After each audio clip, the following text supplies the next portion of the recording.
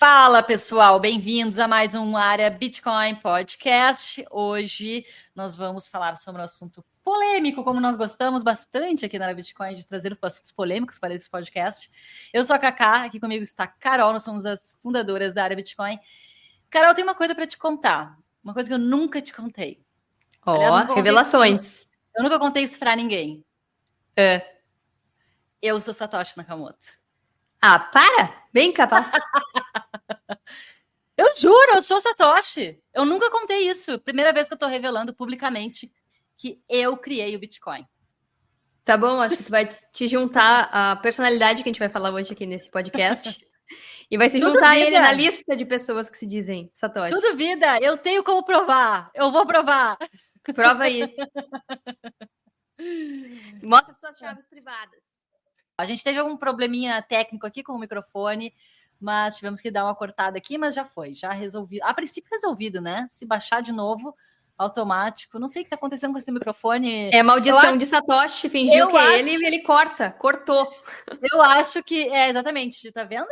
Tu foi dizer que eu tava mentindo, que eu era uma mentirosa? Não, tu que foi brincar dizendo que é Satoshi. Eu não sou Satoshi, tu tá vendo o que acontece?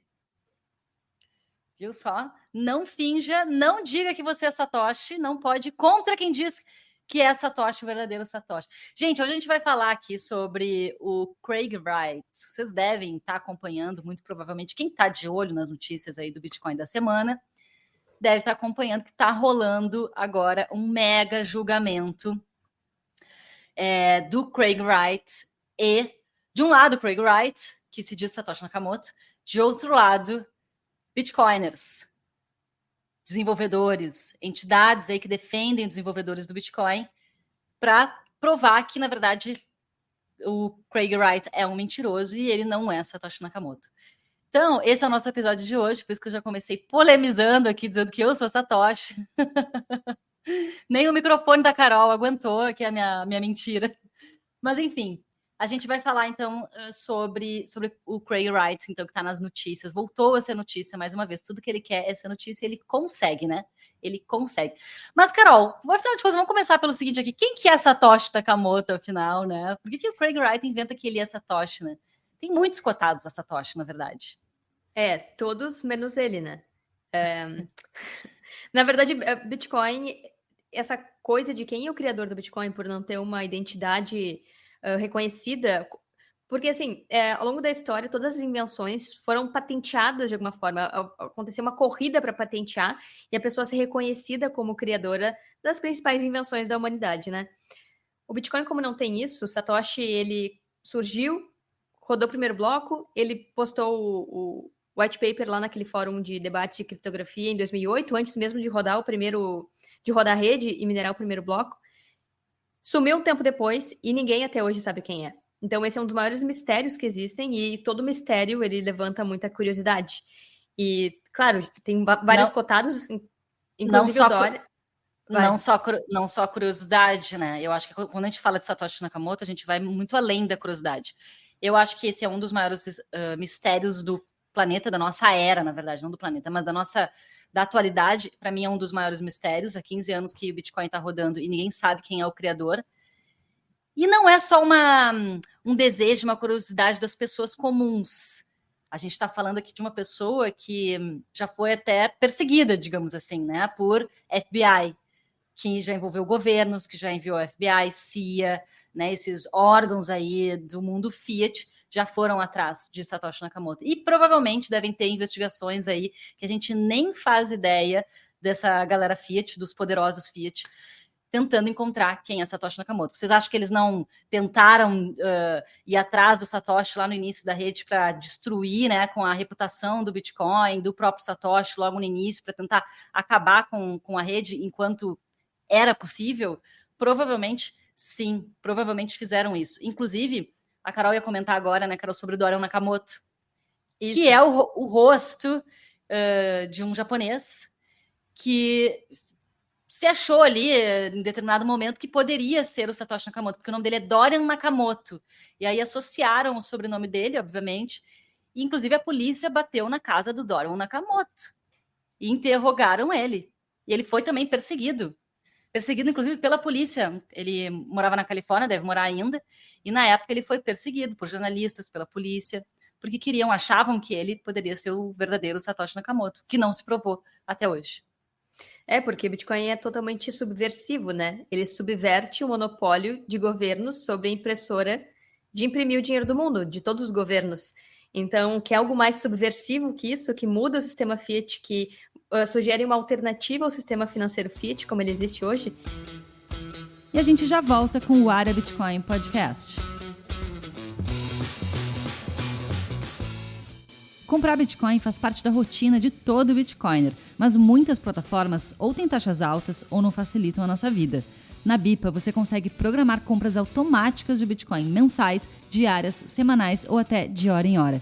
Ainda não tem uma conta na Bipa? É só clicar no link aqui na descrição, baixar o aplicativo e abrir a sua conta usando o código ARABITCOIN. Com o nosso código, você pode ganhar até R$60 em Bitcoin nas suas primeiras compras. Então bora acumular sats.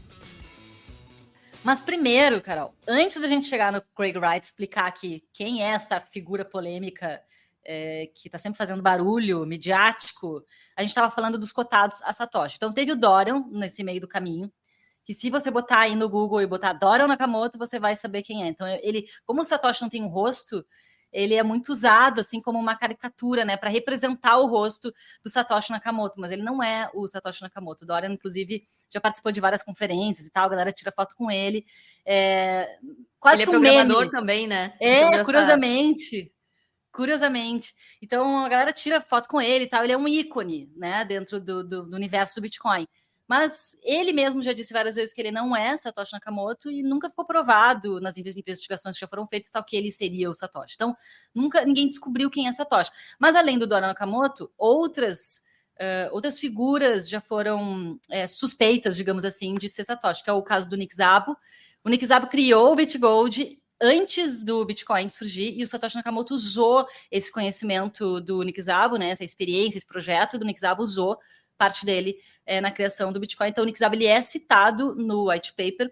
Outro que é cotado a Satoshi é o Adam Back, que é o CEO da Blockstream, que é uma empresa de infraestrutura, que tem diversos projetos, inclusive é a fabricante da Jade, da carteira Jade. O Adam Back, então, é cotado também, é um ícone, né, dentro do nosso universo. Tem mais alguém que eu estou esquecendo? Ralph Finney. Tá congelado aí para voltar no futuro. O Ralph Finney, na verdade, é o maior dos suspeitos, né, a ser Satoshi Nakamoto. Ele foi o que primeiro recebeu moedas Bitcoin diretamente do Satoshi e também foi o primeiro a começar a rodar a rede Bitcoin ali na época, junto com o Satoshi Nakamoto. Então, quando se pensa em quem poderia ser Satoshi Nakamoto, sempre vem o Ralph Finney como o principal suspeito, digamos assim, né, de uma maneira, falando de uma forma boa, né, não suspeito de uma forma pejorativa, mas falando de uma possibilidade que poderia de fato ser, né. Então, só que Ralph Finney, ele teve uma doença degenerativa, morreu em 2014, e curiosamente ele está congelado, ou seja, fizeram criogenia, o corpo dele está congelado. Isso também levanta suspeitas do tipo, peraí, que tipo de pessoa que é congelada, né? Isso não é a coisa mais comum do mundo. Primeiro, tem que ter dinheiro para isso. E segundo, por que se congelaria, né? Tem que ter um propósito. E a porque ele podia, né? Porque olha só, ele foi o segundo minerador de Bitcoin. A gente vai sair um pouco do assunto aqui, né? Ele acumulou muito Bitcoin e ele morreu em 2014, ou seja, o Bitcoin já tinha valorizado bastante naquela época. Então, se ele não tinha muita grana antes para se congelar, ele passou a ter, porque ele minerou bastante lá no início junto com o Satoshi. E ele teve uma doença degenerativa e se congelou para no futuro, caso essa doença tivesse cura, ele voltar. Mas o que tá falando aqui é muito suspeito, né? Não só a doença, né, Carol? Não é a doença que tem que ter cura, mas sim resolveu a questão de, tipo, reviver alguém. Também, né? Isso é óbvio, mas... Isso é muito mais crítico, tipo, no sentido de muito mais difícil. Como vão reviver uma pessoa que tá morta e congelada? Gente, isso seria... Mas tem vários milionários que se congelam. Tem vários milionários que se congelam. Então, talvez vão descongelar outros antes dele. Quando chegar na vez dele, já vão ter feito com outros ou ter falhado com outros, saber como fazer isso. Mas pode ser aquele pensamento do tipo assim, o Ralph Finney é Satoshi e ele quis se congelar para que, se caso houvesse uma possibilidade, uma solução, né, para reviver pessoas da morte e congeladas, ele pudesse ver o que aconteceu com a criação dele lá, sei lá, depois de 2140. Então, isso levanta muitas suspeitas. A esposa dele jura de pé junto que ele não é Satoshi. Mas enfim, eu acho que a gente pode... Será que ele teria revelado para ela? Não sei até que ponto, né? Geralmente se revela as coisas para a esposa, né? Mas vai saber, né? Se ele conseguiu realmente deixar isso num segredo absoluto só para ele. Ela poderia estragar um dos principais motivos que, na minha opinião, né, do Satoshi ter escondido a identidade dele tão bem. Ele fez muito esforço para esconder a identidade dele, que é justamente não vincular nenhuma característica pessoal dele à criação do Bitcoin. Porque eles sabiam que usar isso contra o Bitcoin. Vamos supor, o Ralph Finney fez alguma coisa lá na juventude que é tida como algo negativo por jornais, pela mídia, e isso pode ser trazido à tona para justificar. O criador do Bitcoin era um cara horroroso, ele fazia XYZ, e por isso o Bitcoin foi criado para criminosos mesmo, sabe? Aqueles cross de mídia que jornais fazem. Então, eu acho que isso foi muito inteligente, né? Além de toda a parte técnica do Bitcoin, o Satoshi soube lidar muito bem com as opiniões. Se não tem uma figura em que se tem opiniões sobre ela, que não tem um histórico de vida, de todas as cagadas que as pessoas fazem na vida, sabe? Não tem o que vincular o Bitcoin a essa pessoa. Fica livre de julgamentos. Livre de julgamentos, perfeito. Livre de julgamentos. Isso o que importa é o código. E que está disponível para qualquer pessoa em qualquer lugar do mundo. Então, isso mostra como o Satoshi foi um altruísta, porque ele não quis levar os louros, né, de ter criado o Bitcoin. Só que tudo que tem muito altruísmo e pessoas altruístas, elas atraem vigaristas, né? Porque alguém quer se alavancar, quer se montar em cima do que essa pessoa que está fazendo as coisas de bom grado ali está fazendo. A gente já viu isso muitas vezes ao longo da história, né? Várias criações na ciência que alguém que estava ali acompanhando aquela pessoa criando, às vezes gênios pobres, como o caso Tesla, ele era super pobre quando ele era vivo, e só anos depois, décadas depois, que foram descobrir que as criações que ele fez eram revolucionárias. Só que enquanto ele era vivo, muitas pessoas roubaram as criações dele e patentearam antes. Só que na época ele não levou os louros pelas criações, outra pessoa levou os louros, que se não me engano foi a Graham Bell, levou os louros pelo rádio, e também a lâmpada. Thomas Edison levou os louros pela lâmpada, e só agora, recentemente, se descobriu que o Tesla, não o do Elon Musk, né, o Tesla real, o cientista, ele já estava trabalhando nisso muito antes desses criadores serem conhecidos mundialmente. E o Tesla só foi ser vinculado a essas criações agora, recentemente, algumas décadas depois de pesquisa. E eu acho que é nesse objetivo que, agora voltando ao Craig Wright, ele está tentando se alavancar em cima do Bitcoin. Ele está querendo legitimar a mentira, né? Ele está querendo dizer que ele é Satoshi, quando na verdade ele não é, e ele usa de vários artifícios para fazer isso. Porque no caso do Bitcoin especificamente, diferentemente de outras criações, não adianta dizer que chegou primeiro. Existe todo um proof of work ali. A rede fala por si. Não adianta a pessoa dizer que ela criou o Bitcoin. Ela tem que provar. Tanto que o mecanismo de consenso do Bitcoin é proof of work, né? Não é prova de reputação, não é prova de patente, não é prova de tribunal, não é prova jurídica. É proof of work. Então tá, se tu é Satoshi, vai lá, movimenta alguma moeda antiga. Mostra.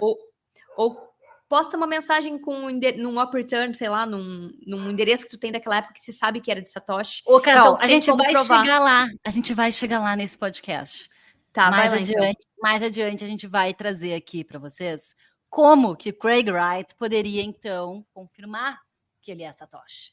E aí tem a ver com o que a Carol estava falando agora. Mas antes disso, eu quero falar uma coisa. Eu tenho certeza absoluta que Satoshi Nakamoto não é brasileiro. Não é brasileiro. Brasileiro é fofoqueiro. Brasileiro ia abrir a boca. Não ia conseguir aguentar com isso aqui, ó, entalado. Ia falar. Fui eu. Ia ser o primeiro a dizer aqui, ó. Não é brasileiro, não é. Não ia aguentar. Ia falar para a mãe, para o pai, para o tio, para o primo, para o vizinho. Ia vazar. De alguma maneira esse troço ia vazar. É incrível, né? Que além de tudo, Satoshi conseguiu manter a sua identidade completamente resguardada, inclusive na internet, assim, não só na vida real dessa pessoa, o grupo, se é um grupo é pior ainda, porque, puxa vida, né, aí tu tem um grupo de pessoas que não revelou aquilo, é mais difícil ainda, porque uma pessoa não abrir o bico é difícil, imagina um grupo. Então, assim, tá muito bem articulada essa história aí, muito bem feita. Satoshi realmente é um monge que não abriu o bico, até porque sabia provavelmente que haveria um risco de vida se abrisse o bico, né? Como a gente comentou aqui no início desse podcast, que provavelmente seria perseguido, seria morto, então haveriam muitos riscos, inclusive para a rede no início. Mas é incrível essa criatura não ter nem falado e ter conseguido se manter no anonimato online. Ou sabia utilizar muito bem as ferramentas para que não conseguissem rastrear e conseguir chegar em algum endereço, em algum IP, alguma conexão, não deixou nada em aberto, porque senão já teriam descoberto, 15 anos depois, já teriam descoberto, se tivesse alguma falha nessa história, né? Isso é incrível. E aí, como a Carol falou, alguns se aproveitam disso, mas quem mais se aproveitou dessa história foi o Craig Wright, que é o centro dessa nossa discussão hoje, porque essa semana Craig Wright foi notícia e vai continuar sendo por conta desse julgamento que está rolando lá no Reino Unido. Mas então, vamos começar explicando aqui, Carol, quem é Craig Wright, né? Acho que esse é o início do nosso papo. Craig Wright, gente, muitos já foram cotados a Satoshi. Qualquer coisa tu me interrompe aqui, Carol. Não sei se você quer falar alguma coisa?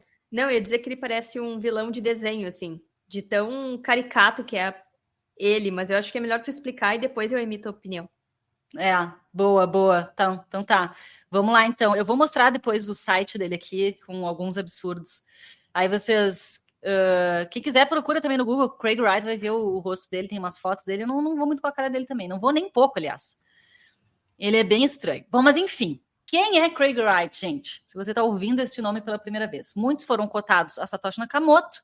Craig Wright não é um cotado a Satoshi Nakamoto. Ele se auto-intitula Satoshi Nakamoto, o que é bizarro. Tá? Ele começou com essa história em 2016. Ele é conhecido como CSW, né, que são as iniciais do nome dele, ou também Fake Toshi, um falso Satoshi. Gosto desse apelido que deram para ele, né? Ele é um cientista da computação e é um empresário. Ele é australiano. E ele começou, ele participou ali do início na rede Bitcoin, ele trocou algumas mensagens, bem lá no início, nos fóruns, né, onde estavam se discutindo ali o desenvolvimento do Bitcoin, ele participou dessa época. Mas a partir de 2016, ele chamou a BBC, a Economist e a GQ, que são 3 mídias, e soltou essa, de que, na verdade, ele era o real Satoshi Nakamoto.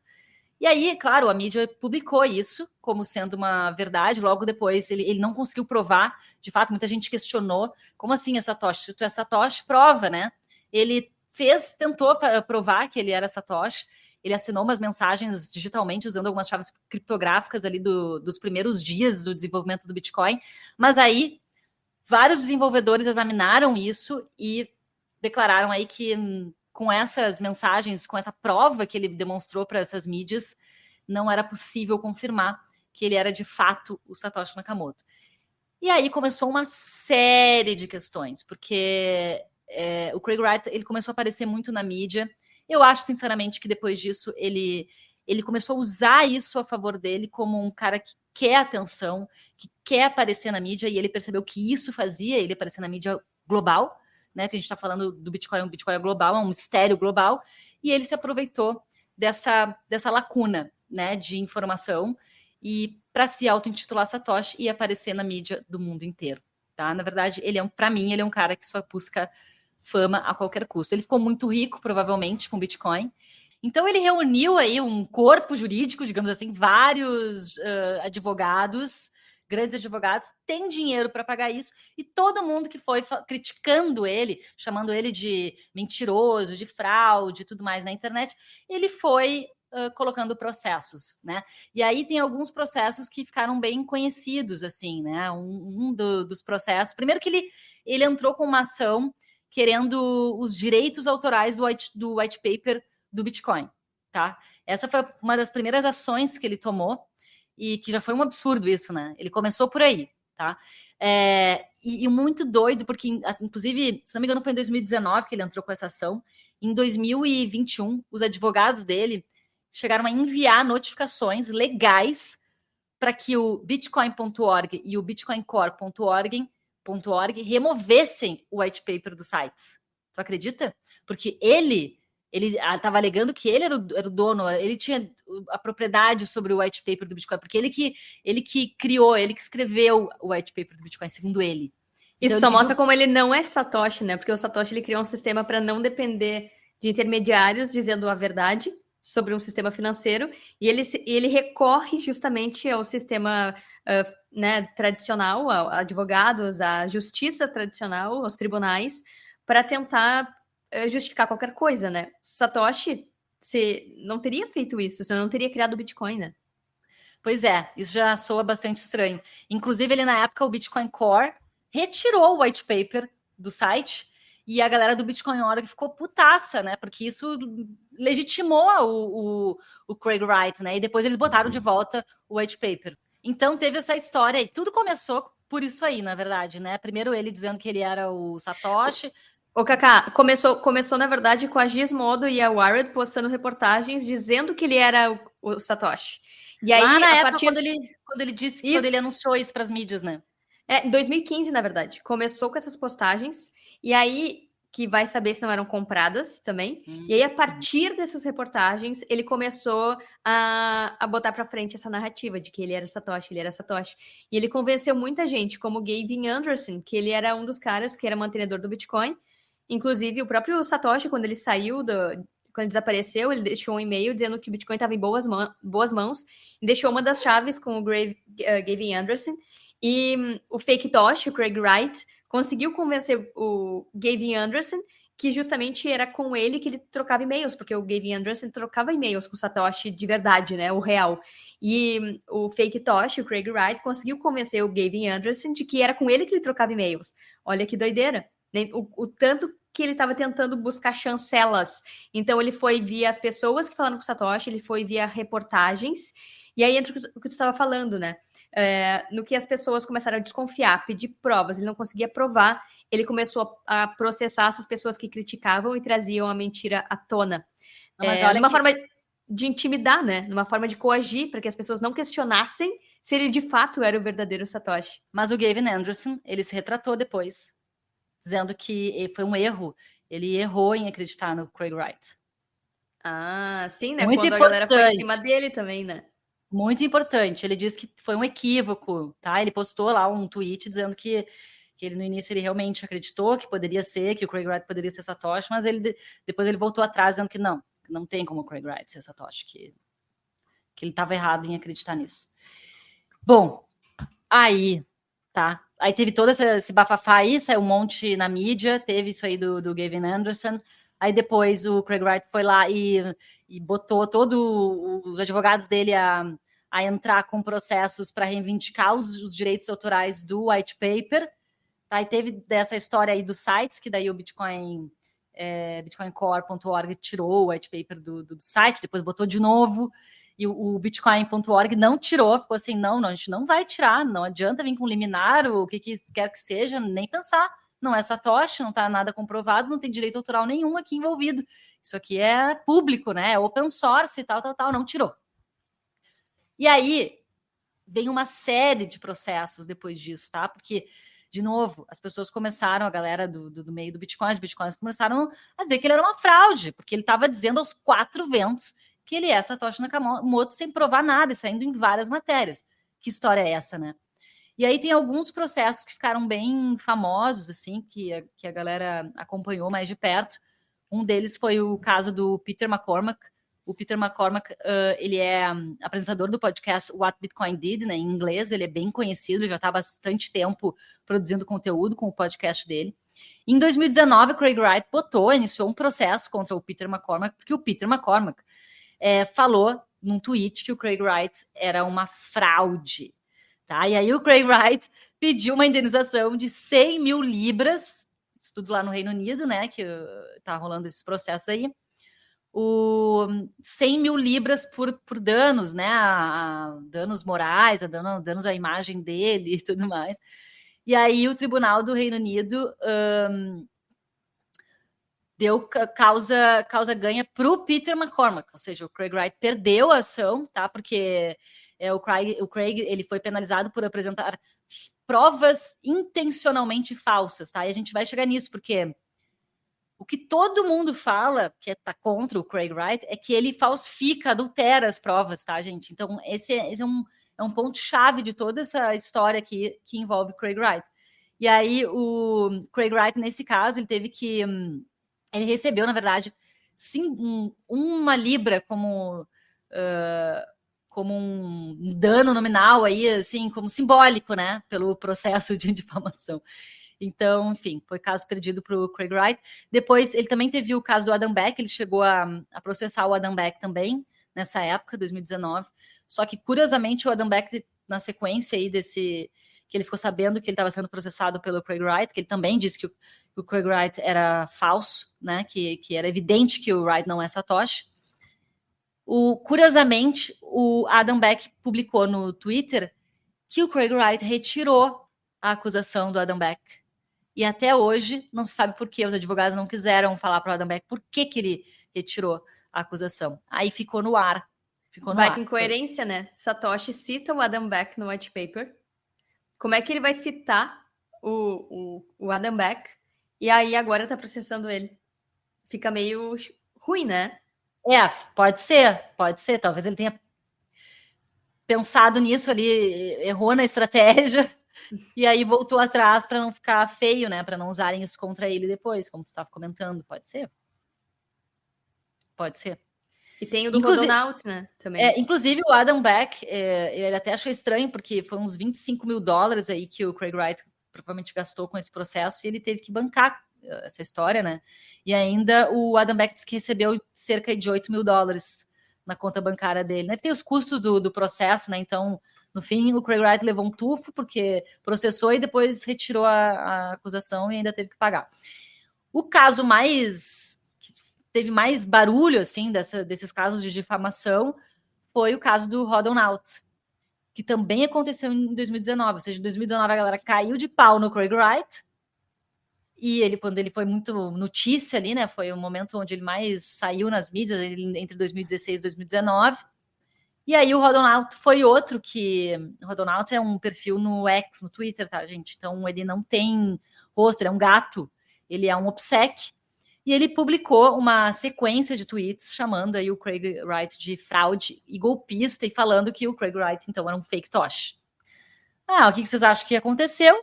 Pronto, o Craig Wright foi lá, botou todo o corpo jurídico dele, toda a galerinha dele lá, que ele banca e paga muito bem, para processar o Rodonaut. Só que aí, o que o Rodonaut fez?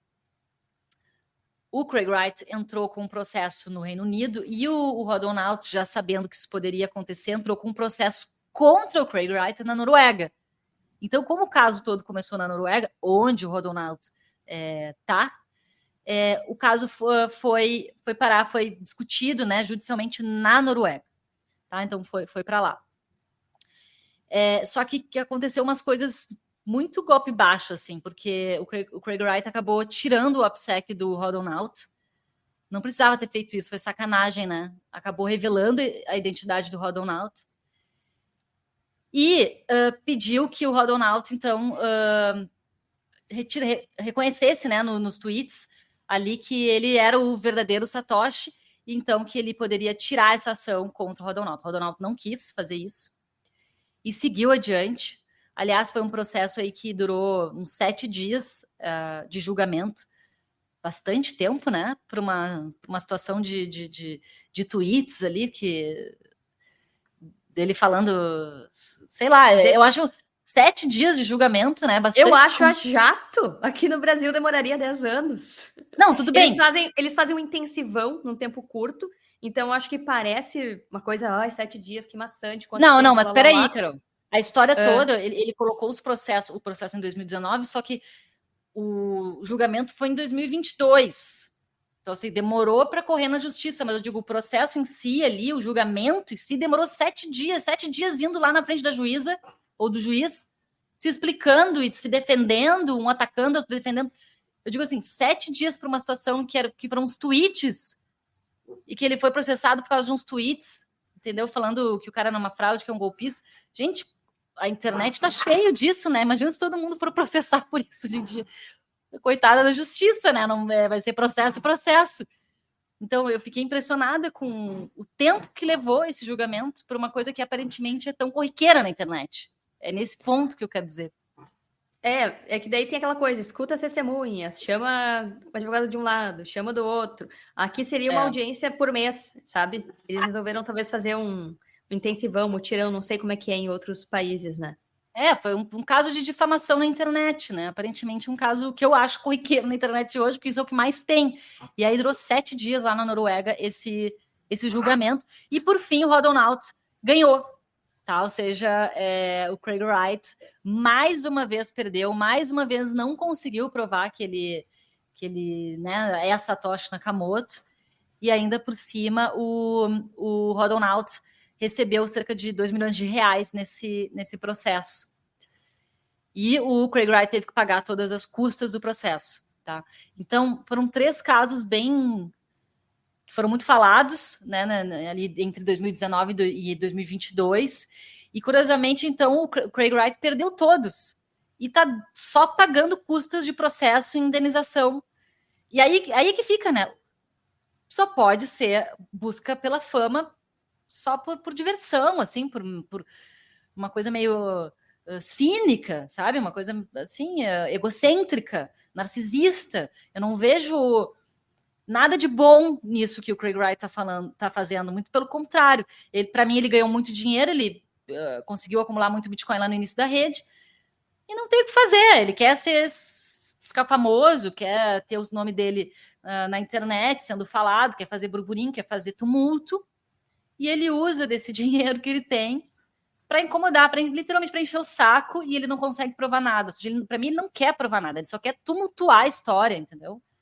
E aí ele tá tomando tempo de todo mundo, ele tá tomando tempo do judiciário, tá tomando tempo dos bitcoiners, tá tomando tempo de jornalistas, tá tomando tempo de todo mundo para ele, tá puxando energia, atenção para ele. Eu acho que ele é um baita vetor de ataque ao Bitcoin. Eu acho que no início ele queria sim pegar a rede para ele via mecanismos fiat. Ele achou que ele conseguiria roubar o Bitcoin para ele. E por isso que eu falei lá sei lá, uns 15 minutos atrás que ele parece um vilão de desenho, porque é uma coisa meio Gollum, ou como Grinch, sabe? É um vilão que quer roubar o tema principal para ele. Então ele queria roubar o Bitcoin para ele de alguma forma. E ele achou que usando as estruturas fiat para isso ele ia conseguir. Se ele intimidasse, coagisse, processasse e jogasse aos 4 ventos que ele era Satoshi, aquela frase, né, uma mentira contada muitas vezes se torna uma verdade. E ele tentou via mecanismos fiat e via mídia, ou seja, via tribunais e coação, intimidação dos devs do Bitcoin, e via mídia tradicional, comprando talvez reportagens, que através desses mecanismos ele conseguiria ser chancelado como Satoshi. Mas mesmo assim, ele não conseguiria roubar a rede para si, porque o Bitcoin é descentralizado. Como que ele tentou fazer isso, né? É o que tu falou, processando os devs. A partir do momento que ele trata Bitcoin como uma propriedade privada, uma propriedade dele, primeiro ponto, por que ele tornou público e open source se ele queria ter propriedade privada sobre o Bitcoin? Então, tipo, nada a ver essa afirmação, né? E se os devs do Bitcoin fossem fazer qualquer alteração no código, ou mexer no código, ou criar soluções, ou corrigir bugs, eles teriam que pedir permissão para o Craig Wright para fazer isso. E é assim que ele iria, tecnicamente, tentar capturar a rede, porque a partir do momento que os devs do Bitcoin precisam pedir permissão para alguém para mexer no código, porque senão eles vão tomar processo na cabeça, ele está tentando, via um vetor de ataque, via tribunais, via sistema fiat, de alguma forma, roubar tecnicamente a rede para ele. Mais do que isso. Além desse... Ele botou... Acho que a gota d'água foi aqui, né, Carol? Quando ele começou a processar desenvolvedores, né? Grupos de desenvolvedores do Bitcoin Core. E mais do que isso, né? Teve um processo onde ele alega... Desculpa. Teve um processo onde ele entrou contra os desenvolvedores do Bitcoin Core.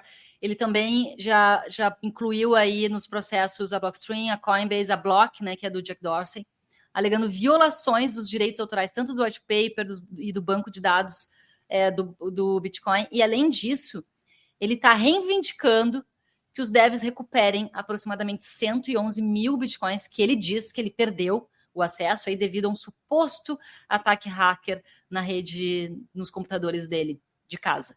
Então, ele diz que os desenvolvedores têm que fazer correções no software específicas aí e devolver para ele esses 110 mil bitcoins que ele perdeu. Olha que absurdo, né? Então, isso tudo provocou uma fúria, né? Fúria de vários bitcoiners, inclusive essa galera dessas empresas que ele processou.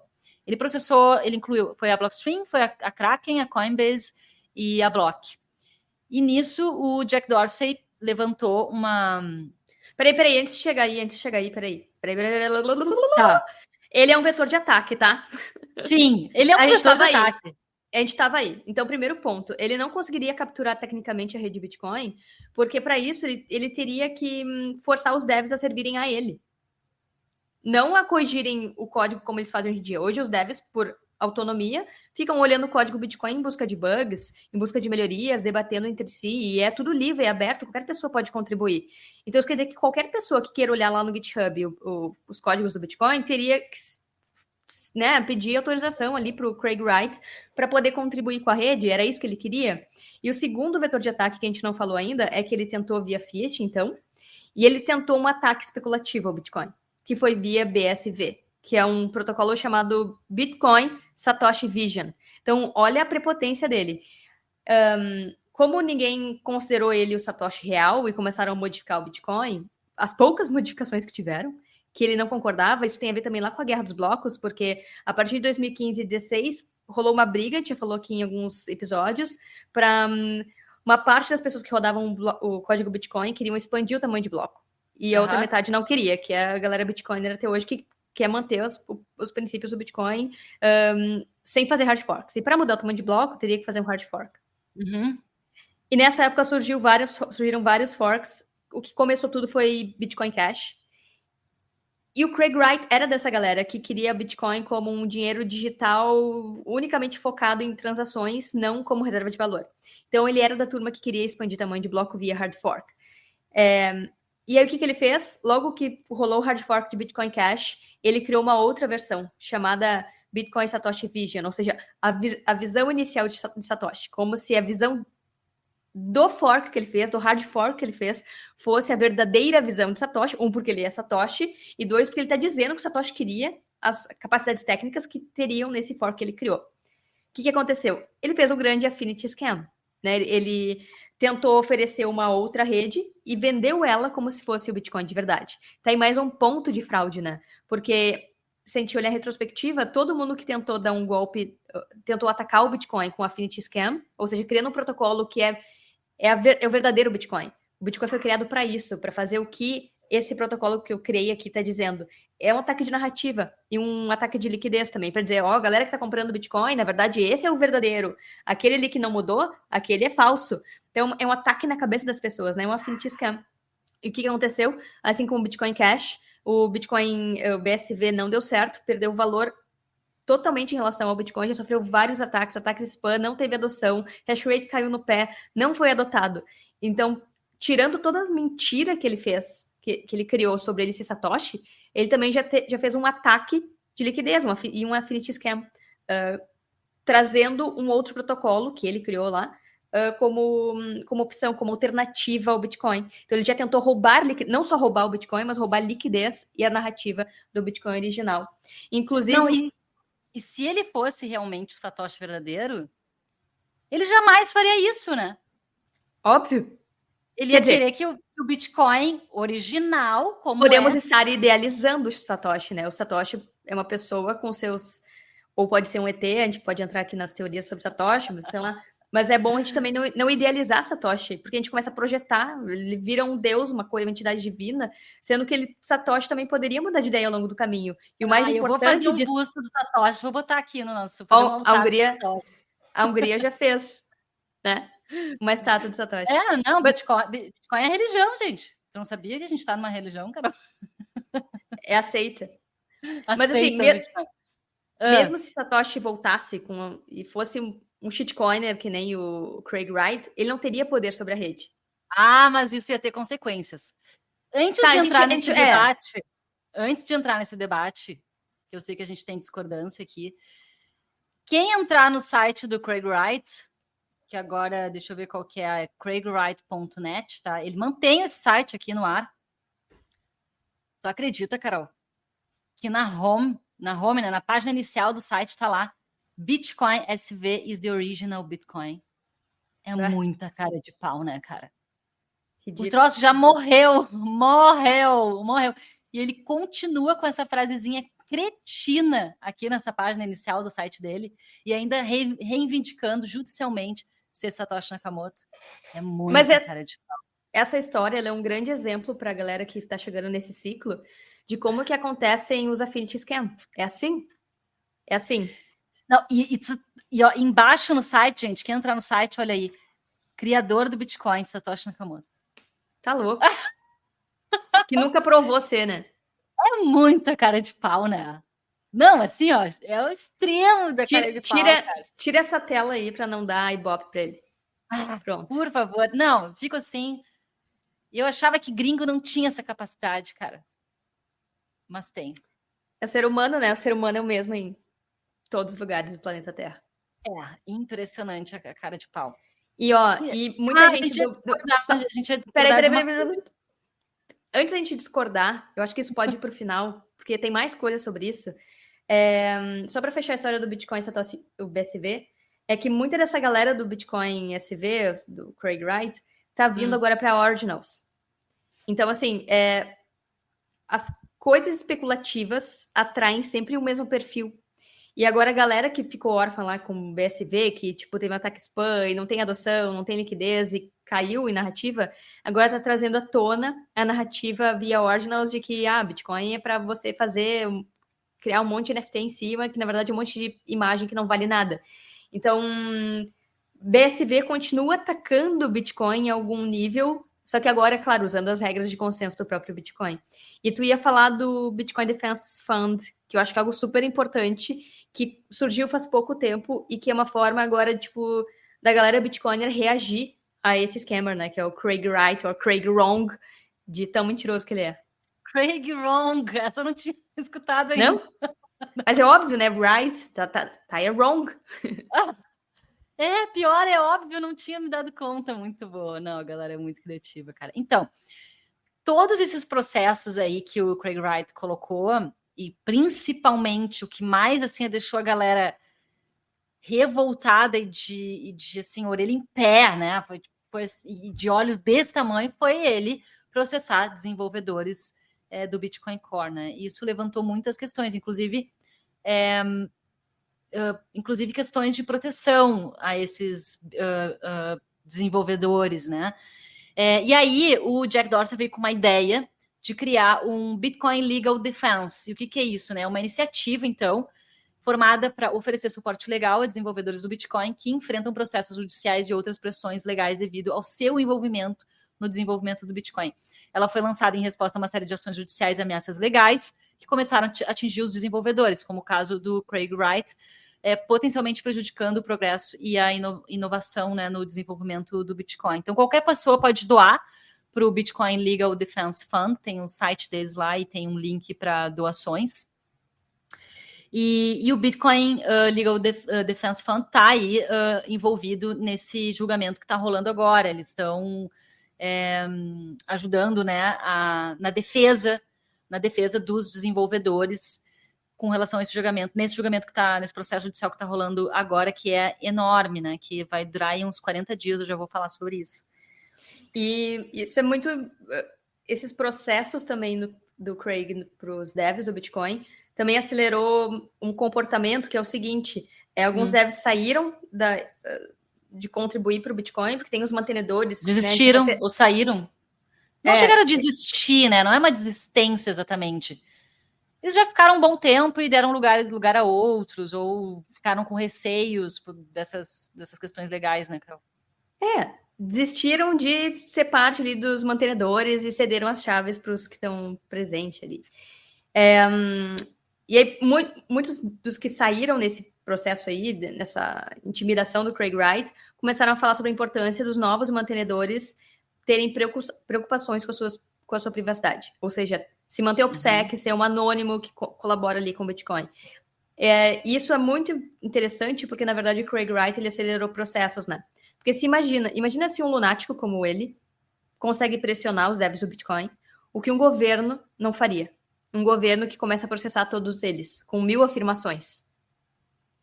Então, por isso que foi importante aquela coisa, tudo é bom para o Bitcoin. Então, o Craig Wright acelerou esse processo, a preocupação em manter a anonimidade, os mantenedores não revelarem quem eles são, ou daqui a pouco deixa de ser mantenedor, mas volta como OPSEC, para proteção mesmo, porque não são todos os devs que sabem, que entendem Bitcoin profundamente, são poucos os devs de Bitcoin que sabem como mexer no protocolo.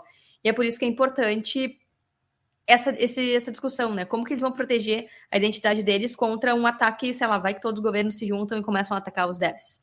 Tá, e agora tu levantou uma questão que eu não tinha pensado, Carol. Às vezes eu faço umas perguntas idiotas, mas é porque é pra gente pensar aqui mesmo. Tá. Por que os governos já não fizeram isso, se eles querem tanto atacar o Bitcoin de várias maneiras? Por que eles não processaram os devs do Bitcoin ainda? Isso seria legitimar ainda mais a rede, dar mais atenção, mais poder ainda para a rede, tu acha? Perfeito. Aí eles vão tratar Bitcoin como, de fato, uma alternativa ao sistema tradicional. O que eles fazem é justamente correr pelas bordas, dizer que Bitcoin gasta muita energia, que Bitcoin não tem valor, que Bitcoin é coisa de criminoso, e não atacar diretamente, porque atacar diretamente é o que tu falou, legitima a rede como uma alternativa aos bancos centrais. Isso dá muito mais peso e chama atenção e chancela, que é o que tu está falando. Então, Sim. por isso, né? Mas o que governos vão alegar contra os devs? Né? Essa é a minha dúvida. O que eles alegariam? Tá, podem inventar várias alegações, mas um fake Toshi, um Satoshi, dizendo que é a sua criação, dá muito mais abertura para processos. Eles estão mexendo em propriedade privada. Sendo que o Bitcoin não é privado, é público.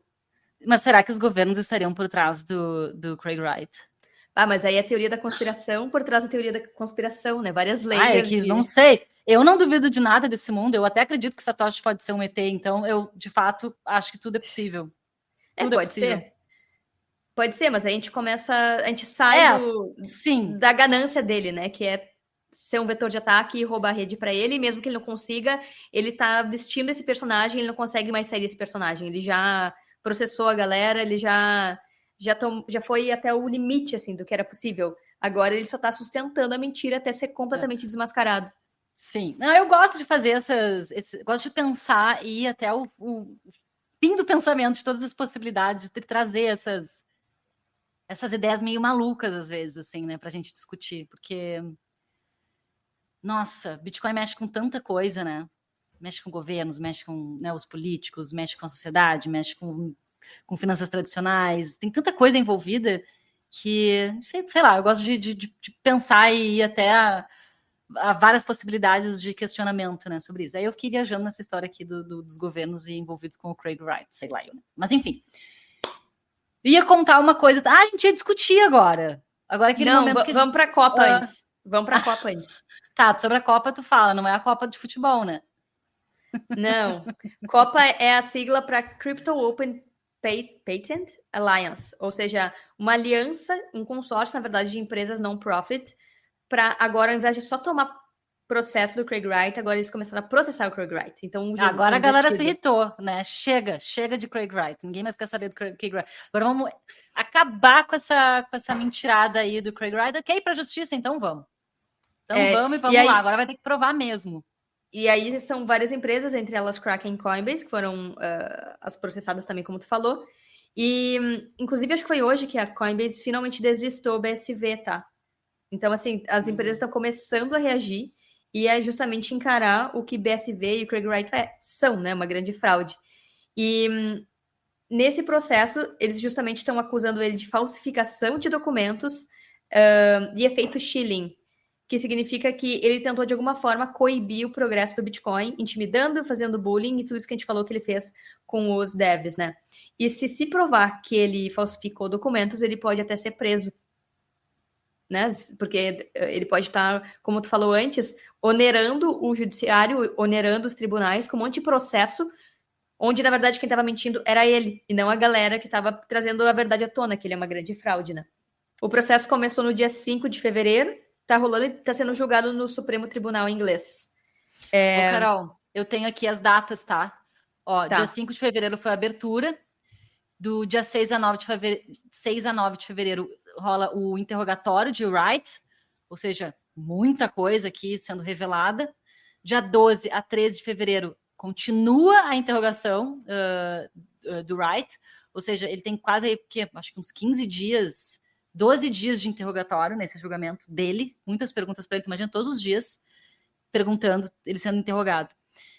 Depois do dia 14 a dia 16 de fevereiro, quase 4 dias aí, interrogatório das testemunhas chaves dele, de Craig Wright. Tá vendo como é um negócio que nem na Noruega? Um mutirão, assim, vários dias.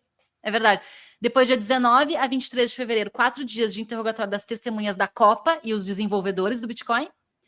23 de fevereiro ao 1º de março, interrogatório de especialistas forenses digitais, ou seja, que vão analisar os documentos dele. Isso aí vai pegar fogo, porque é nessa parte que eu acho que vão pegar muita coisa dele, que vão conseguir provar que ele está mentindo, porque nas outras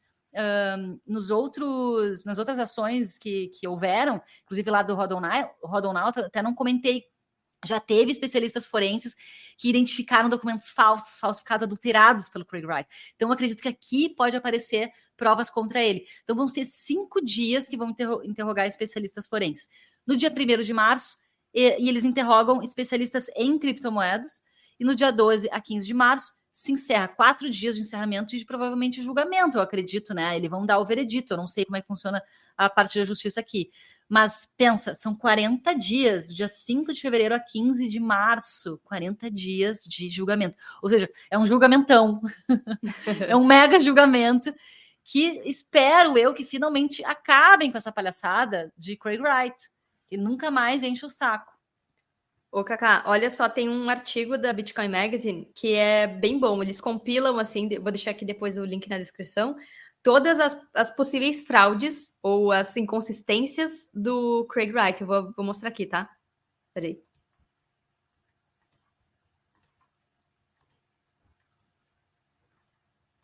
É esse aqui, ó. How many wrongs make a right? É um trocadilho com o nome dele, foi daqui que eu tirei o Craig Wright. Daí. Então, quantos erros comete um Wright, né? Que é o Craig Wright.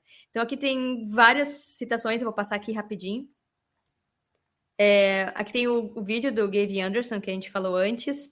Tem até uma foto do Jameson Lopp com ele, na época que ele não era tão conhecido pelas falcatruas que ele passava, que ele, né, divulgava. Sim. Aí que começam as evidências, tá? E algumas explicações. Mas eu vou direto para as fotos. Aqui, ó. Aqui mostra como ele alterava datas em posts de blog para justificar que ele postou isso numa data anterior a que ele postou. Então, aqui mostra em 2014 e 2015 o snapshot, né?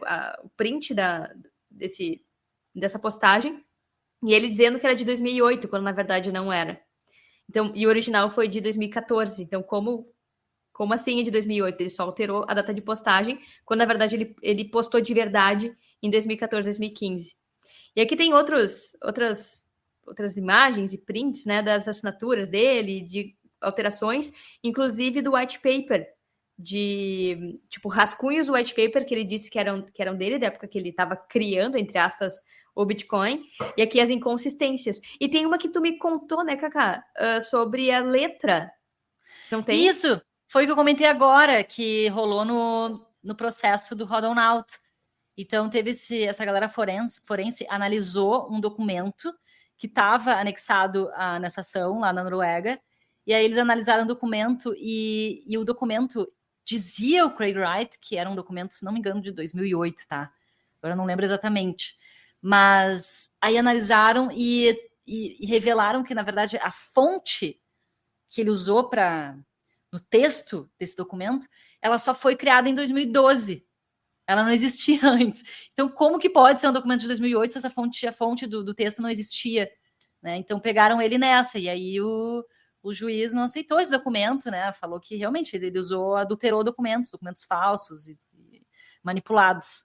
E nem se deu conta, né? Tipo, ele mudou e usou uma letra diferentona, sei lá. Não, é muita cara de pau, cara. Não nem pode, imaginou um cara desse não pode ficar impune. Ele acha que com dinheiro ele faz tudo, entendeu? Que ele vai ganhar uma multa, ganhou um monte de fama, vai pagar a multa e vai sair impune. Não pode ser impune se ele realmente é culpado, né? Assim, não estou aqui dizendo que a justiça que vai dizer se ele é culpado ou não. Mas se realmente ele fez isso, como ele fez nos outros casos, nos outros julgamentos, usando documentos falsos...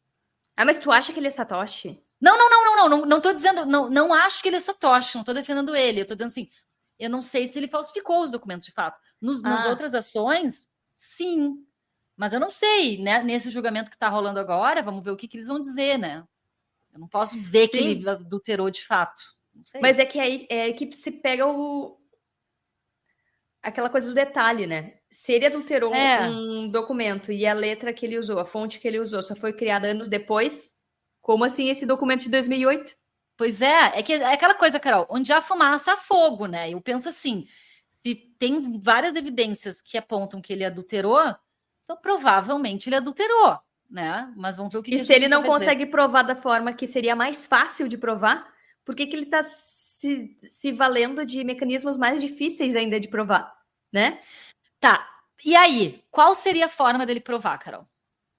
Então, ele precisaria... Tem vários endereços que se sabe que são de Satoshi, né? Várias moedas que se sabe que são de Satoshi, que Satoshi minerou lá no início da rede, 2009, 2010.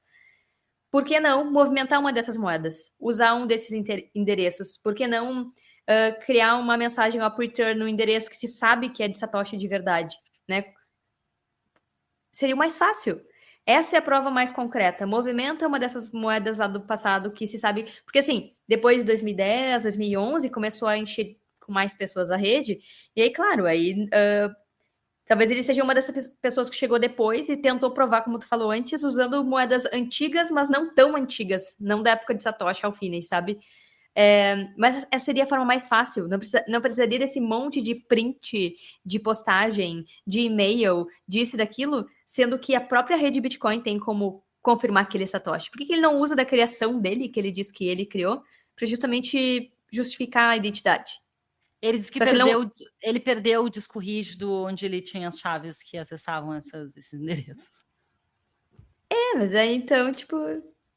Aí vale não, qualquer não coisa, tem entendeu? Como ele... Olha só, tem uma lista aqui bem interessante, tá? Tu acha que Satoshi perderia? Sabendo que ele criou uma coisa revolucionária, que ele tomou todos os cuidados com privacidade, que ele conseguiu ver uma tecnologia que une várias outras tecnologias que estavam disponíveis na época, mas que ninguém enxergava isso. Um cara que conseguiu manter a sua identidade escondida, sua anonimidade, né? E que nunca mais surgiu, nunca mais se apresentou, nunca mais deu sinal de fumaça, que inclusive cuidava os horários, e tem isso aí também, os horários que o que o Wright acessava a rede, né? Não fecha com os horários que o Satoshi acessava a rede. Tu acha que Satoshi seria essa anta do Craig Wright? Claro que não! Com a desculpa de que perdeu o disco rígido. Te liga, tu vai ser processado e eu vou junto. Eu e mais um monte de gente. É que, né? Galera, comentem aqui, chamem o Craig Wright de várias coisas para diluir, que daí vai ser um processo em grupo. Olha aqui, ô Carol. Eu concordo. Tu acha que o Satoshi perderia o disco rígido dele? Não, jamais. Então, eu não acho. Isso o cara criou o Bitcoin vai perder um disco rígido, coisa mais nada a ver, né? Tá aí. Olha, eu tenho uma lista aqui bem interessante que fala assim, ó, por que o Craig Wright, então, não é Satoshi Nakamoto, né? Tá. Ele já teve várias possibilidades de provar. Desde 2016 ele está inventando essa, né? Então, são muitos anos que ele poderia ter provado. Como que ele poderia ter provado?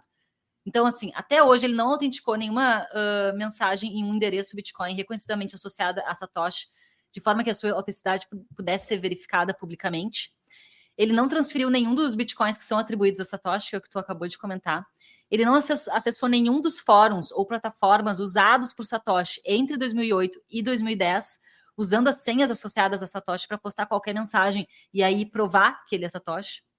Mas eles poderiam hackear a conta do Satoshi, sei lá, de alguma forma. Pois é, mas nem isso ele conseguiu, né? Mas nem ele teria que contatar o fórum ou hackear, e aí teria uma evidência de ataque, ou ele teria que não, mas então, legitimamente... Comprar. Tá, mas se ele tem a senha, se ele é Satoshi, ele vai lá, entra lá e diz, oi, voltei. Sim. Mas para mim essa prova é mais fraca, porque é mais fraudável acessar um site. Tá, mas vai. Se é fraudável, vamos descobrir que foi fraudado. Sim. Mas enfim, então, seria uma maneira dele provar, tá? Entrar lá com as senhas, ou seja, não tem as chaves para movimentar lá as primeiras moedas dos endereços. Bom, então, tu não tem a senha dos fóruns lá, não sabe como entrar para provar que ele é ele? Porra, por favor, né? Tem outras formas de provar. Não utilizou nenhuma das chaves PGP conhecidas por pertencerem a Satoshi. Não utilizou nenhum dos endereços de e-mail vinculados a Satoshi. O que foi isso? Ah, foi o prendedor. Não revelou nenhum conteúdo inédito de Satoshi que pudesse ser validado por qualquer um dos primeiros desenvolvedores do Bitcoin ou outras figuras proeminentes da comunidade. Não forneceu nenhum tipo de prova, seja física ou digital, que não tenha sido adulterada e que esteja relacionada a Satoshi. Não há correspondência estilométrica entre seus escritos e os do verdadeiro Satoshi. Já fizeram esse comparativo, tá? Já fizeram em ações judiciais e disseram que não tem nada a ver o estilo de escrita de um e de outro. Estilométrica é estilo de escrita. Tipo, forma de escrever. Olha, eu vou até confirmar aqui, mas pelo que eu tinha entendido, eu nunca ouvi essa expressão estilométrica. Estudo linguístico, geralmente a linguagem escrita, foi isso aí mesmo. Tá. O estilo de escrita de um e de outro são diferentes. Tá. E foi flagrado em múltiplas ocasiões, dentro e fora do tribunal, mentindo e falsificando a história, não apenas em relação à sua autoproclamação como Satoshi, como ele já teve outras histórias de não pagar impostos lá na Austrália, o Tribunal de Contas lá, sei lá o que, entrou na casa dele para fazer averiguação. Ou seja, ele tem outras tretas que não só essa aqui que ele está envolvido, tá? Em casos da empresa dele, com outros sócios, com outras histórias, ele também tem tretas, além de incoerências em vídeos do que ele fala, uma hora fala uma coisa, outra hora fala outra, enfim. Então aqui tem uma lista de tópicos que são bem convincentes do ponto de vista de que ele não é Satoshi Nakamoto, porque ele não fez nenhuma dessas coisas aqui que ele poderia ter feito para provar e não utilizou nenhum desses mecanismos. Ele não traz provas técnicas. Nenhuma. É só prova de dizer que foi ele que fez. Tipo, olha essa postagem, sabe? É muito fraco. É muito fraco. É muito não ter o que fazer, né? É muito não ter o que fazer. Mas, enfim. Aí, bom, moral da história. Eu acho que é só mídia. Eu acho que ele só quer fama, os minutos de fama dele. Se o julgamento acontecer e, de fato, for provado que ele não é Satoshi, ele vai acabar, muito provavelmente, no esquecimento. E deprimente, né? Se realmente ele for comprovado que ele não é Satoshi, é deprimente, que ele falsificou documentos. Uma história deprimente, assim. Pra que isso, sabe? Só para se divertir, entendeu? É muito vilão, é muito só para se divertir, sabe? Rir da cara dos outros e encher o saco, incomodar os outros, roubar energia para si, né? Muito um roubador de energia, né? Porque todo mundo que ele processou teve que tirar do seu tempo para ir lá se defender de um cara que é um mala, que é né, no caso, um mentiroso, né? Que está tumultuando a vida de todo mundo, inclusive da justiça. Agora, a nossa divergência, Carol, é com relação ao que aconteceria se, de fato, esse julgamento resultasse resultasse em algo positivo para ele.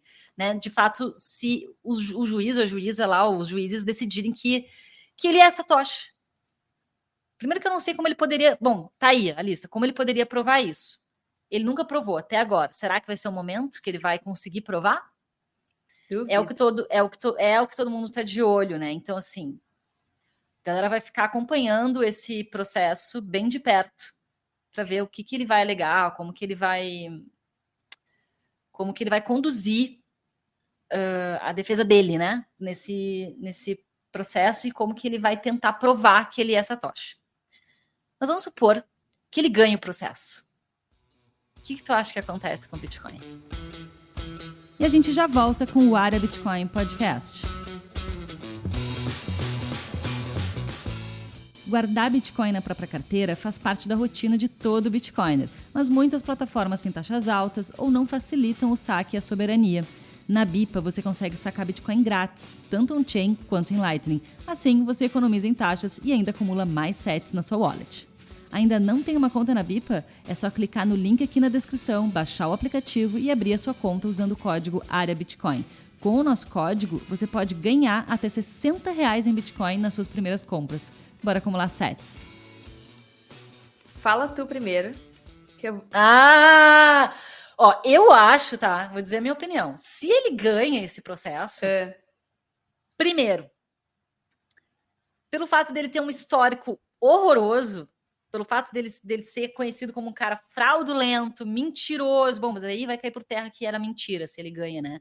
Porque ele estaria provando, então, a veracidade das histórias todas. Então, assim, para mim, Satoshi criou algo que é realmente revolucionário. É um sistema alternativo, paralelo ao sistema Fiat, que nunca ninguém tinha conseguido criar até então.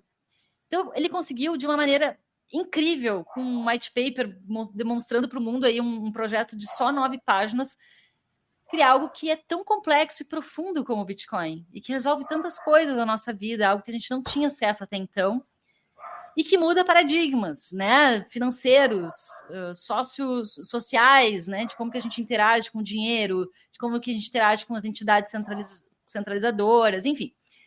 Então, eu enxergo Satoshi como uma criatura, né, que a gente não sabe quem é, o que é, do bem. Boa praça, gente boa.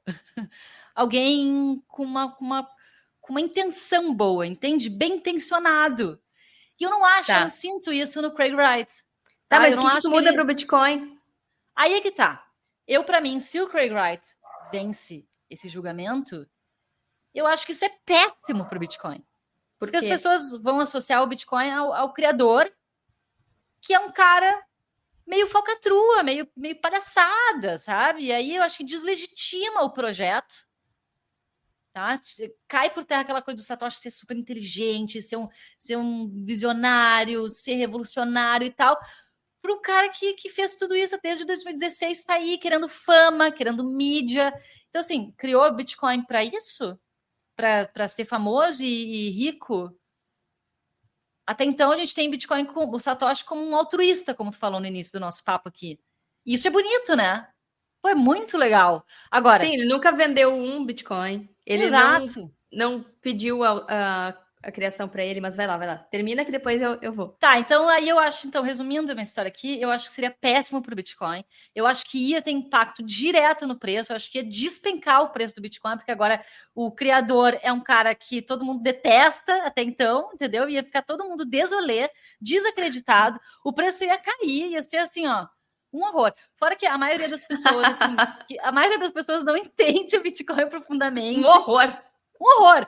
A maioria das pessoas está no Bitcoin por especulação. Sinceramente, é isso, né? Não é todo mundo que entende fundamento, que está ali pela tecnologia. As pessoas, o movimento natural é as pessoas entrarem pela especulação, pelo preço e ficarem pela tecnologia depois que entendem fundamento.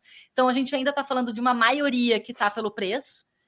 E acho que isso ia impactar diretamente no preço, porque a maioria não entende fundamento e vai achar que agora Satoshi foi descoberto e ele vai ter poder sobre a rede, porque se as pessoas não entendem exatamente como a rede funciona, vão achar que ele pode intervir, sim. Entendeu? E eu acho que isso, consequentemente, teria um impacto momentâneo, ainda que momentâneo, que até explicar todo o food depois e tudo mais, e toda a história passar, momentaneamente ia ter um impacto direto no preço. Essa é minha opinião, tá? Tá, impacto no preço. No preço. Não na rede. Impacto no preço. Na rede, a única coisa que ele conseguiria fazer, do meu ponto de vista, seriam hard forks, como ele já fez do BSV. Porque, por exemplo, a gente tem 2 nodes aqui na área Bitcoin. A gente não vai rodar a versão Craig Wright. Que ele interviu. Que ele resolveu, botou a faca no pescoço dos desenvolvedores e disse: vocês têm que fazer essa alteração aqui porque eu sou o dono da rede. O que vai acontecer? Um hard fork. Eu não vou rodar esse hard fork. Eu não vou rodar esse hard fork. Tá, então eu vou lá pro que eu acho, tá? Tá. Eu já tô falando. Eu acho que não acontece nada. Nada, nem com preço. Nem com preço? Porque, assim, ó, nem com preço. Sabe por quê? Porque assim, ó, tu falou que o problema, eu anotei aqui os teus 4 pontos. Não, tu foi anotando, eu tô me sentindo em julgamento já. Não, porque a gente nunca discorda. E aí eu quero entender o porquê que tu acha as coisas e como... E por que eu discordo? Para entender também se eu não tô errada, sabe? E aí eu vou trazer o meu ponto, e aí se tu discordar, tu fala também. Assim, tu falou que... Porque ele não é um cara legal. E essa tua fala tem a ver com deslegitimar o Bitcoin. Porque isso ataca o que a gente estava falando antes, que era justamente ser muito bom o Satoshi não ser conhecido, porque não tem como associar Bitcoin às preferências ou a história de vida de Satoshi. E até aí eu concordo que é ruim ter um Satoshi conhecido, mas eu não acho que deslegitima Bitcoin. Primeiro ponto, porque não é um tribunal que diz quem é o criador de Satoshi. por mais que os tribunais se juntem com o Craig Wright, com uma grande conspiração Fiat com governos, não é o tribunal que diz quem é Satoshi. Quem diz quem é Satoshi é a própria rede. Satoshi tem que ir lá na rede dizer, eu sou fulano de tal. Só aí você tem uma prova concreta e técnica de que de fato ele é Satoshi. Se o tribunal, se o juiz me disser quem é Satoshi, eu vou dizer, show. Pode ser pra ti, pra mim não é. Peraí, Só deixa eu terminar. Pouquinho. Deixa eu terminar. Agora deixa eu terminar, depois tu vai. Tá, ó, calma. Anota aí. Não, mas não pode ir pro próximo tópico sem eu debater esse aqui. Tá, então debate. Ai, cedi, vai. Se a gente voltar no início desse nosso papo aqui, tu tá sendo incoerente. Porque lá no início desse papo, tu falou assim, ó, quando a gente começou a gravar, eu lembro bem, porque eu sabia que eu ia poder usar isso contra. Eu lembro bem, tu falou assim, ó, imagina se alguém sabe, se alguém sabe quem é Satoshi, se descobrem quem é Satoshi, se ele fosse revelado, iam buscar todo o passado dele para julgar ele pelas coisas que ele fez no passado. É disso que eu tô falando. Tá, perfeito. Então tu concorda comigo? Mas isso se provando de fato, realmente, através da rede Bitcoin, tecnicamente, quem é Satoshi. Então, acho que seria ruim... Eu tô falando isso. Tá, não, mas é que nesse caso especificamente do Craig Wright, a pergunta foi, e se ele ganhar o processo? Se ele ganhar o processo, ele prova que ele é Satoshi. Não prova, esse é o ponto. Não prova, porque é um tribunal... Gente, nossos cachorros estão bem loucos aqui, desculpa, galera. Que nem nós. Porque não é... Porque o que importa não é o que um tribunal fala. O que importa é o que é colocado na rede. Tipo, se Satoshi conseguir... Não, só um pouquinho, Carol. Peraí. O cara tá justamente no meio de um julgamento onde ele quer provar que ele é Satoshi. E a gente tá aqui trazendo possibilidades, levantando a possibilidade dele de fato ganhar o processo. Se ele ganha o processo, significa que ele provou que ele é Satoshi.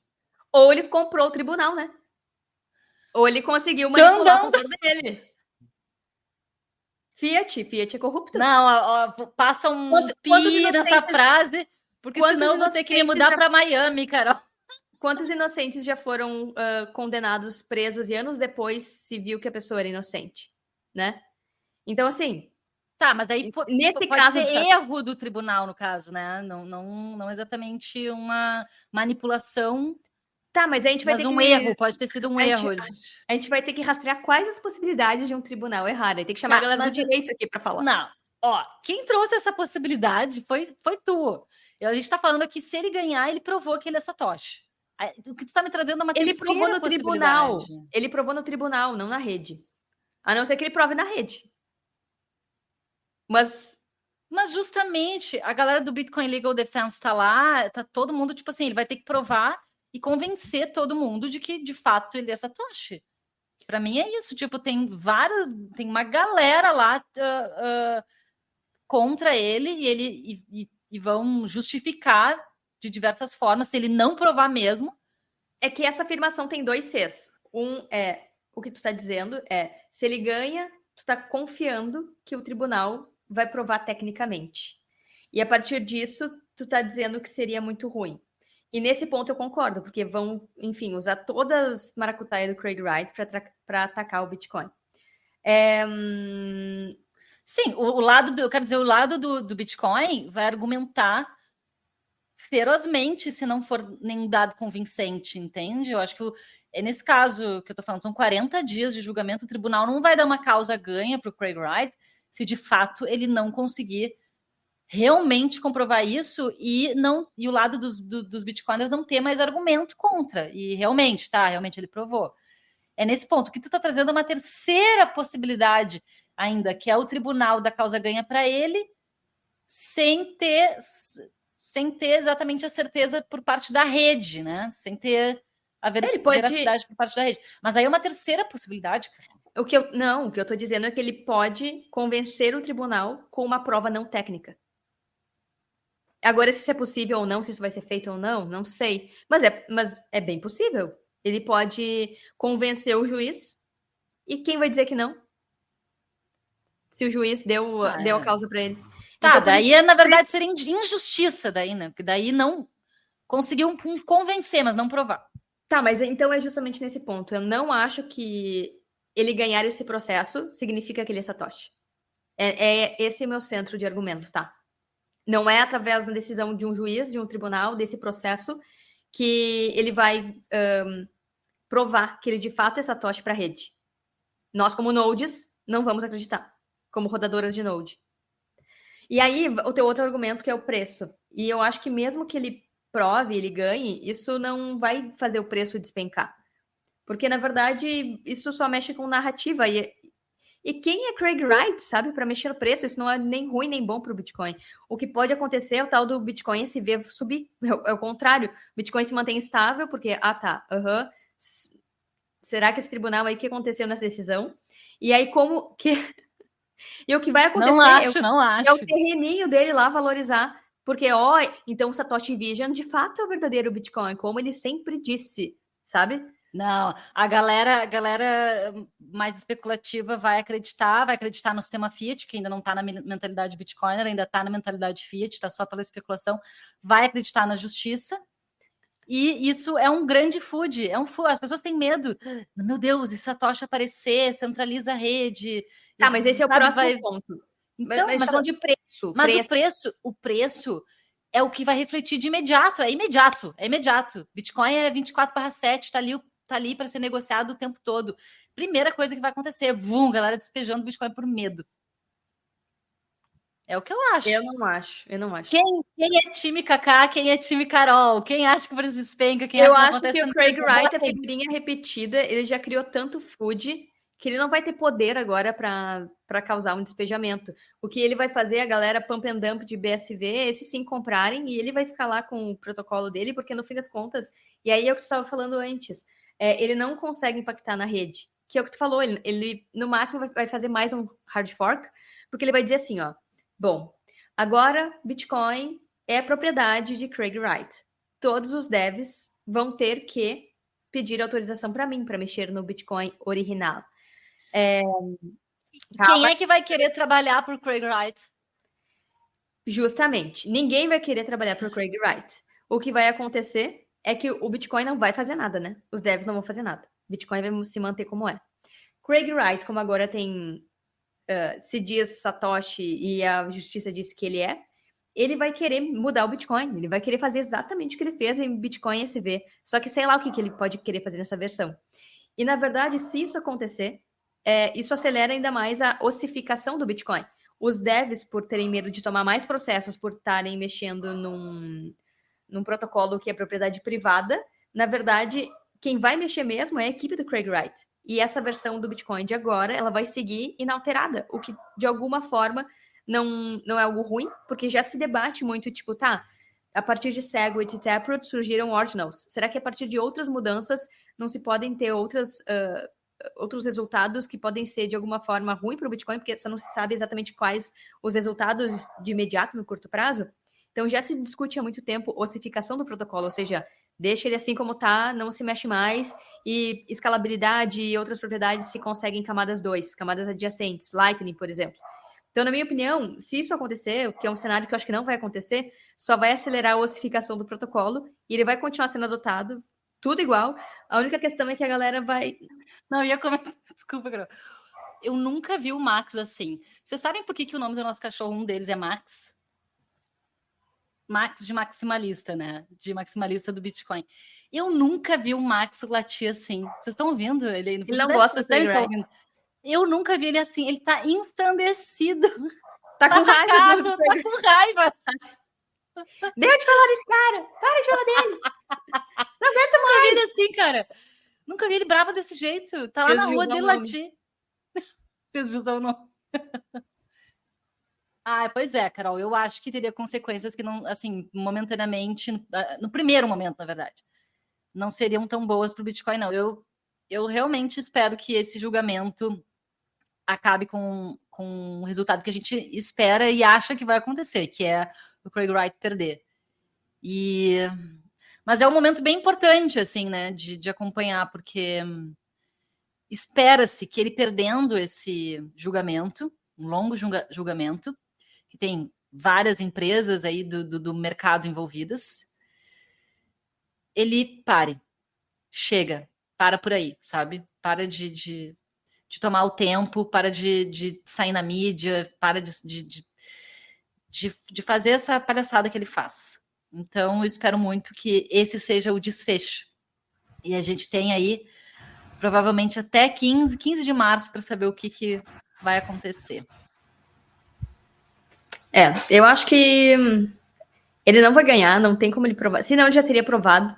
O timing para ele provar que é Satoshi já foi lá em 2016, 17, 18, 19, no máximo, quando estavam questionando ele. Agora ele só tá... Aquela história, se perdeu no personagem. Se ele não for adiante com isso, Loser, total. Ele já é loser, né? Mas ele já perdeu credibilidade. Mas aí vai ser se ele não seguir adiante, aí vem muito mais processo em cima dele, sabe? Por fraude, difamação e coerção de alguma forma. Eu acho que o timing dele provar já passou. Ele não esperar o último processo quando a galera começa a contra-atacar, sabe? Sim, eu entendo que tem isso, mas se o cara só quer fama, só quer barulho, ele vai até o fim com essa história. Mas eu acho que agora... Eu não acho que ele queria só fama, ele queria roubar o Bitcoin para ele. Ele é o Grinch, ele queria roubar o Bitcoin para ele. Tu acha que realmente ele acreditou, já que não tem um dono, eu vou me apossar disso aqui e eu vou arranjar uma brecha para ser o dono. Tu acha que ele realmente acredita nisso? Sim, ele queria entrar para a história como o criador do Bitcoin. Um pouco ego, que é o que tu tá falando, ele queria ser notícia. Total, é fama. Mas ele não queria ser notícia por ser o fraudador, por ser o vilão da história. Ele queria ser Satoshi, entende? Ele queria roubar. Na verdade, ele não queria ser o vilão, ele queria ser o herói. Sem mérito algum. E na verdade, só que ele é o vilão que queria ser o herói, né? Exato, é o Grinch, entendeu? Não, faz todo sentido isso também. Não, é muito doida essa história. A história do Bitcoin, ela é cheia de mistérios. A galera acha que é só... não, é só o preço, né? A galera que tá especulando Bitcoin não entendeu nada, porque tem muito mais, assim, ó, é um mundo à parte o Bitcoin. É muita coisa. A cultura do Bitcoin é muito rica, inclusive, né? É cheia de histórias, mistérios, personagens. É um documentário, cara. É uma novela. Todo dia... É uma saga. Uma história acontece, É um mundo à parte. Aqueles romances com 20 volumes inacabados, que cada dia é um novo capítulo, reviravoltas. Tu sabe, Carol, a gente estava assistindo esse final de semana... Desculpa, fala. Nada, é só complementar que no final acaba com hiperbitcoinização, né? Final feliz, mas... Esse final de semana, agora, a gente assistiu um documentário que surgiu no Netflix, um documentário novo do Netflix, que é a história da Macedônia, né, do Alexandre o Grande. E se a gente for pensar, olha o que a gente está vivendo no Bitcoin, né, nesses últimos anos. A gente está há 5 anos educando sobre Bitcoin, e Bitcoin existe há 15. Então, 1/3 da existência do Bitcoin a gente está vivenciando já vivenciou, eu e tu, né, Carol? Eu não sei como é que é a galera que está aqui nos acompanhando, quando que chegou. Mas um ponto que é importante... Mas sobre isso, eu fico imaginando no futuro, né, se chegar nesse ponto da hiperbitcoinização, ou sei lá, daqui 50 anos que seja, né? Será que vão fazer documentários também contando a história do Bitcoin, assim como contam a história do Alexandre o Grande, contando a grande história, a grande revolução, sabe? Assim, que nem o Netflix fez para o Alexandre. Fico me perguntando e fico pensando, nossa, que momento, né, de vivenciar tudo isso, de estar acompanhando essa história, apesar dessa ser mais uma história polêmica, mais um personagem dessa história, né, o Craig Wright. E, sei lá, tô curiosa para ver o que vai acontecer. E ainda no paralelo que tu trouxe, tipo, essa história antiga da civilização, a gente tem poucas informações. A gente tem alguns relatos, algumas anotações, muita pesquisa de historiadores, e com o Bitcoin é o oposto. A própria rede conta a história, através das informações em blockchain, e tem tanta informação, que o problema da nossa era é o excesso de informação, e filtrar qual informação é verdadeira e qual é mentira. E a partir disso, todo esse episódio, que a gente está falando agora do Craig Wright, é isso, né? Tem tanta informação que as pessoas se valem dessa quantidade enorme de informação para falsificar e para usar como mentira e tirar proveito disso. E aí eu vou terminar com a frase do Lopp, que eu achei muito boa, do Jameson Lopp, tá? Que é um dev que trabalha no Bitcoin há muito tempo e é o criador da Casa, que é uma empresa de autocustódia. E ele falou assim, ó, Satoshi deu o primeiro presente ao mundo, que é o Bitcoin. E o segundo presente que ele deu foi ele desaparecer. E aí qualquer pessoa que tente se autoproclamar Satoshi e não provar, tá querendo roubar esse presente para si. Não tá querendo deixar como ele é, open source, público, para todo mundo verificar. Que é porque o Craig Wright deixa isso claro, né? Ele quer que Bitcoin seja propriedade privada dele.